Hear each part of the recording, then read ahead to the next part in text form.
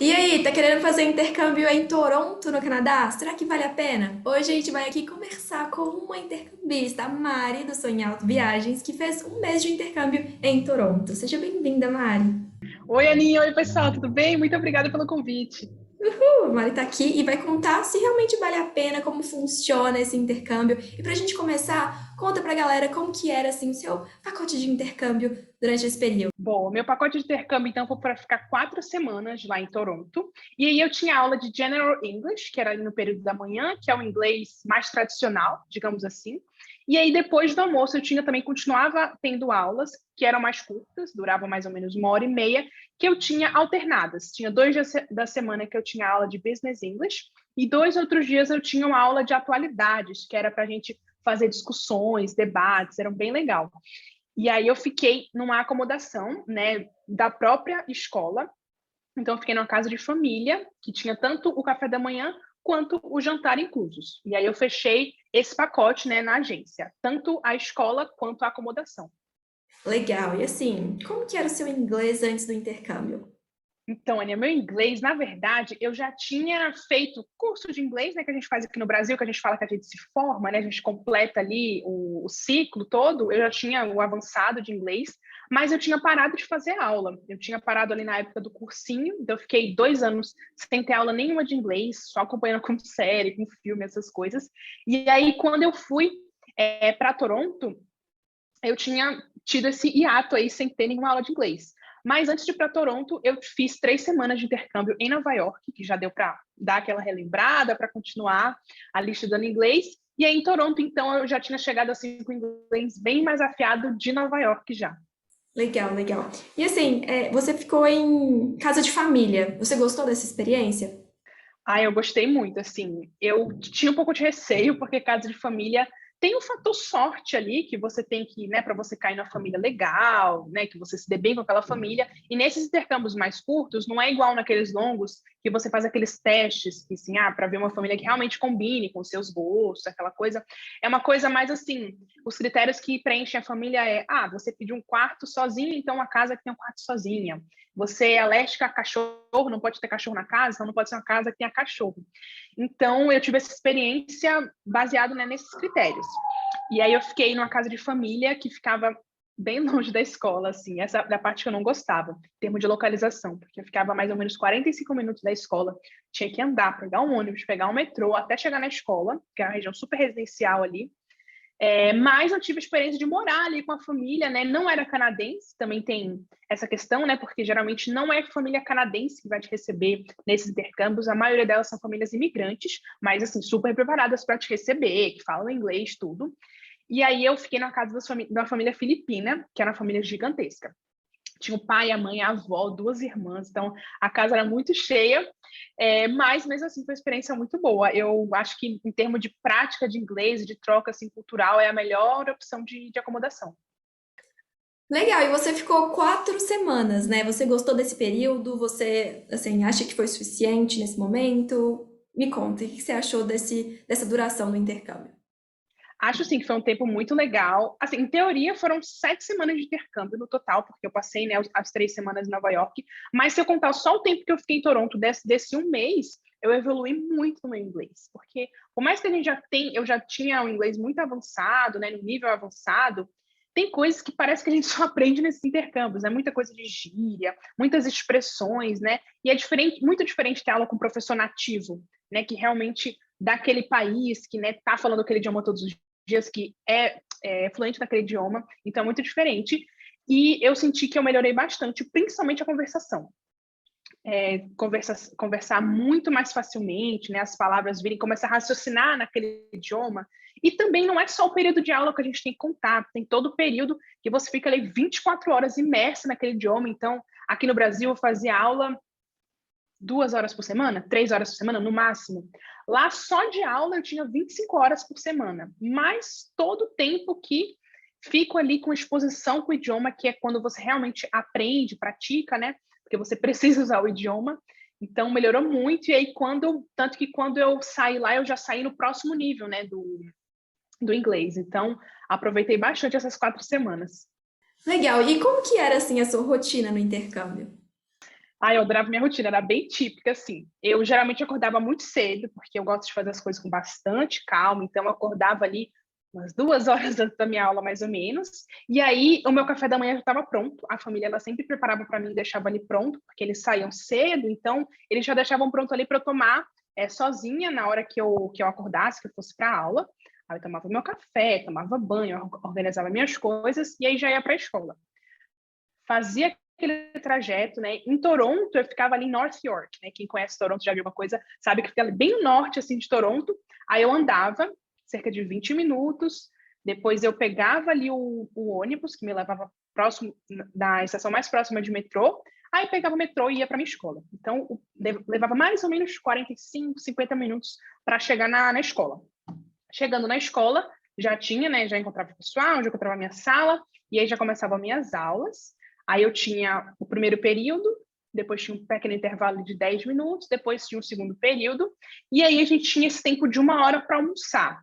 E aí sempre ali próximo da escola, né, dentro da escola também, tinha vários lugares para você almoçar, tanto os mais baratos quanto os mais caros. Tinha também os micro-ondas para você, se você tivesse trazido almoço de casa, ou então comprado alguma coisa para esquentar, você poderia fazer isso lá na escola mesmo, no refeitório, para você comer também. Então, era como cada dia variável que eu fazia. E aí a gente voltava para a escola. Tinha mais aula, 1 hora e meia ali de aula, mais ou menos. E aí depois a gente finalmente estava livre para explorar ali a cidade. Então, todo dia de tarde eu fazia alguma coisa, alguma atividade turística, alguma coisa cultural. A gente visitava museu, né? Sempre com as pessoas da escola, né? Que a gente conheceu na escola, fez amizade. A gente explorava a cidade juntos. Então, a gente sempre usava esse período da tarde para conhecer algum lugar. E eu sempre pegava um pouquinho também da tarde para poder fazer as atividades de casa. Porque se eu fosse deixar para fazer as atividades de casa, quando eu chegasse, né, depois de ter andado a cidade, super cansada, não ia dar muito certo. Aí eu pegava ali, sentava uns 10 minutinhos no café, em algum lugar assim, fazer as minhas atividades. E aí depois já era hora de voltar para casa. Na minha casa, o jantar era mais ou menos 7 horas da noite. Mas, assim, se por algum motivo eu me atrasasse, eu não fosse jantar, eu poderia, claro, avisar para a família, tudo mais. Eles guardavam o jantar para mim, não tinha problema. Mas o horário mesmo, se eu quisesse jantar, né, com eles, tudo era 7 horas, todos os dias. Aí eu jantava com eles, era um momento, né, de conversar, trocar, né, o que eu fiz no dia, né, pedir também dicas, né, falar assim, eu tô pensando em tal lugar amanhã, o que é que você acha? Então era esse momento de troca cultural, assim, era sempre no jantar, né, no café da manhã sempre era sozinha, mas no jantar todo mundo ali junto. E aí depois já era hora de dormir. Então era um dia, assim, 100% lotado. Nossa, sensacional. Eu imagino assim você fazendo essas tarefas de casa nos lugares, sabe? Que sensacional. É uma ótima ideia mesmo. Porque se a gente esperar pra chegar em casa cansado pra fazer alguma coisa, a gente vai fazer pelos cocos, Ai, não né? dá Como se diz. certo. Não dá certo. Não, sensacional. Você ainda se sente tipo, sou morador, tô aqui com meu caderninho fazendo. Exatamente. Sensacional. E assim, quais os lugares que você mais gostou, os passeios que você mais gostou de fazer em Toronto? Ai, Toronto tem muita coisa legal para fazer. Eu sempre gosto de ver a cidade do alto. Assim, então, a CN Tower, com certeza. Desde o primeiro dia que eu cheguei, assim, eu cheguei mais cedo na escola só para ver a CN Tower, porque eu gosto muito de ver a cidade ali de cima. Então, com certeza, foi um passeio, assim, eu gostei muito de fazer. Eu fui no horário do pôr do sol, então eu vi tanto o cenário do dia, né, quanto o pôr do sol, quanto a noite. Então, amei fazer. Mas o que eu mais gostei de fazer de verdade foi a Toronto Island, que é um conjunto de ilhas, na verdade, que fica na frente de Toronto. Assim, tem o continente, né, que fica a cidade de Toronto e tudo mais, e aí tem umas ilhas que ficam ali na beira, que você, das ilhas, você vê uma skyline de Toronto. Então, é muito lindo. E a ilha você pode, não é uma ilha pequena, você pode explorar. Um dia a gente alugou bicicleta, ficou andando de bicicleta ali. Tem um parque lá dentro, né, um parque aquático, tem praia para você ir também, com areia e tudo. Tem restaurantes, bares, né, lanchonetes também para você poder fazer lanche. Tem até um aeroporto lá dentro, é uma ilha assim, bem grande, não é uma ilhazinha pequenininha, não. E aí você tem um contato ali com a natureza, porque não deixa de ser uma ilha também, e tem a vista mais bonita de Toronto, né? Então eu fui várias vezes, você tem que chegar lá num barco, né? E custava $7 para você ir, o que era um preço muito razoável, assim, por conta do passeio e tudo mais. E aí eu fui algumas vezes em horários diferentes. Se você quiser, você pode passar o dia todo lá fazendo coisas, mas eu fiquei menos tempo, né, por causa das aulas. Mas foi o passeio que eu mais gostei de fazer, sem dúvidas. E também gostei muito de um bairro que se chama Distillery District, que é como se foi o bairro mais histórico assim de Toronto que eu conheci, porque Toronto é uma cidade muito moderna, assim, a arquitetura moderna, as coisas são muito modernas, muito amplas, e esse bairro, ele é mais conservado, assim, de antigamente, sabe? Então tem uma arquitetura mais tradicional, tem várias lojinhas, boutiques super legais, então também é uma experiência muito legal esse bairro, que fica até um pouco mais afastado do centro ali mais visitado de Toronto, ele fica um pouco mais afastado, mas é muito lindo. E o último, você tá falando demais, mas é porque, como eu falei, Toronto tem muita coisa. O último foi, é muito difícil falar isso não, mas é Scarborough Bluffs, que é também super afastado do centro de Toronto, que toda vez que eu mostro para alguém foto de lá, ninguém acredita que é em Toronto, numa cidade grande, porque é uma praia que tem umas falésias muito bonitas, que você pode visitar. Então, é uma experiência totalmente diferente para você fazer no verão. Não dá para você ir lá no inverno, mas no verão é assim o lugar mais bonito de Toronto. Legal, esse é um ponto importante, né? Em que época do ano que você for? Isso, eu fui no verão. Assim, ápice do verão ali em julho, período mais quente do Canadá, né? Julho e agosto, e aí dias super quentes. Super quentes. É diferente, a gente pensa no Canadá, já neve, aquela coisa toda, e Toronto faz muito frio no inverno. Assim, menos 30 graus chega lá no inverno. Mas no verão, batia 40 graus, assim, facilmente. Então, era realmente bem quente. Nossa, sensacional. Então dá para aproveitar a praia real ou não? Ainda assim, não. Assim, a água é gelada do mesmo jeito, assim, não sei o que acontece, não sei que temperatura tem que fazer para baixar a temperatura daquela água. Mas dá para você, assim, fazer as coisas, não exatamente entrar na água, mas curtir ali o clima da praia, dá super sim. E a grande vantagem que eu acho do verão é o tamanho do dia, né? Porque nasce sol muito cedo e se põe muito tarde. Então você tem o dia inteiro para você poder fazer coisa ali, né? Ali à luz do dia. Tem muitos festivais acontecendo na cidade, festivais de verão, festival de comida, festival de música. Muita coisa acontece assim no verão, porque o inverno deles é bem grande. Então, quando tem verão, tem que aproveitar para fazer tudo. Legal. E assim, teve algum prato típico que você gostou muito de experimentar em Toronto? Olha, assim, o Canadá, de maneira geral, eu não acho que tem pratos típicos muito memoráveis, não. Assim, comparado também a outros países que eu já visitei. Mas eu amei o poutine. Amei. O pessoal falava que era um gororoba, que eu não ia gostar, que era assim.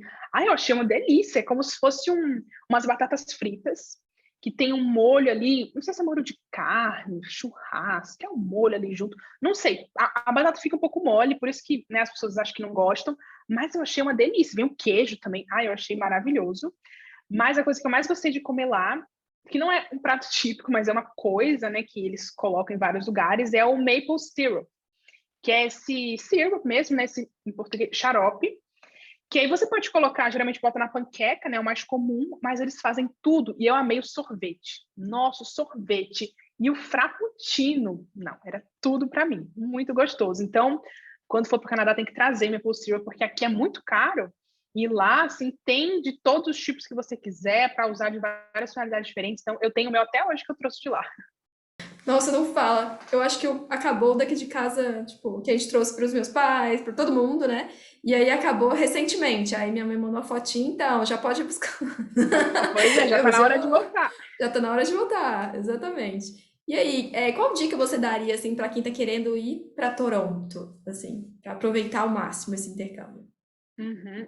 Não só para Toronto, mas para qualquer cidade que você for fazer intercâmbio. Eu acho que a parte mais importante é você conhecer muito da cidade antes de você ir. Porque você fala assim, não, lá eu busco as coisas, lá eu vejo o que é que eu vou fazer. Passa rápido. 4 semanas passa, apesar de ser um tempo bom, passa muito rápido. Então, se você não se planejar, assim, olha, coisas que eu quero conhecer, restaurantes que eu quero visitar, coisas que eu quero provar, vai passar ali e você não vai conseguir aproveitar tudo. Então, eu recomendo fazer essa listinha de coisas para você visitar, que você quer visitar em Toronto, que você faz questão de visitar, ver ali atrações, se tem dias que são gratuitos, tem dias que não são, os que realmente valem a pena, né? Relatos de pessoas que já foram. Então, se informar ao máximo e tentar distribuir ali entre os dias que você vai. Claro, você pode mudar ali o dia, não deu para ir hoje, vou amanhã, não é tão rígido assim esse cronograma, mas pelo menos tenha em mente tudo que você quer visitar para você poder planejar antes. E no caso específico de Toronto, é sair do centro de Toronto. Porque Toronto tem muitas coisas que não ficam exatamente no centro, ali perto da CN Tower e tudo mais, que ficam um pouco mais afastadas, menos turísticas, digamos assim. mas são muito legais de visitar. As coisas mais legais que eu visitei, acho que foram mais nesse subúrbio, digamos assim, de Toronto. E também pensar nas viagens que você pode fazer a partir de Toronto. Tem muitas cidades que dá para você conhecer, tanto por conta própria, eu fiz por conta própria, mas também na sua própria escola de inglês, sempre eles dão essas opções de você passar o final de semana, passar 4 dias ali nas cidades próximas, principalmente do Canadá francês, que fica ali próximo também. Agora, uma pergunta, assim, para finalizar, que todo intercambista me fala, eu fico assim, gente, tá, vamos tentar solucionar isso trazendo as opiniões, né, de outros intercambistas também, de como que eles se organizam financeiramente. E aí, como que você fez para separar? Você separou um dinheiro específico para cada dia ou não? Você pensou como um todo? Como que você se planejou financeiramente para o intercâmbio? Então, no meu caso, eu já tinha pago coisas antes, né, de ir de fato fazer intercâmbio. Então, minha escola eu já tinha pagado tudo, então não tinha nada ali pendente. A minha acomodação também, e a minha passagem aérea também já estava paga, né, tudo isso. Então, quais eram os gastos que eu tinha mais? Eu tinha o gasto do almoço, que era a alimentação que não estava inclusa ali na minha casa de família, os passeios que eu queria fazer, o transporte público, porque, como eu falei, eu pegava o transporte público todos os dias, então eu tinha que fazer ali um cartão mensal para usar ali em Toronto, e das viagens que eu fosse fazer, essas viagens geralmente, né, que você faz com grupo, que você tem que pagar ali um valor fechado, então já tem ali o valor que você sabe que você vai precisar, e também se eu fosse fazer alguma compra específica, não, eu quero comprar um celular, digamos assim, aí tem que calcular esse dinheiro. Então, como é que eu fiz esse cálculo? Eu pesquisei o preço do passe mensal que eu ia usar lá em Toronto de transporte público, então coloquei ali na soma.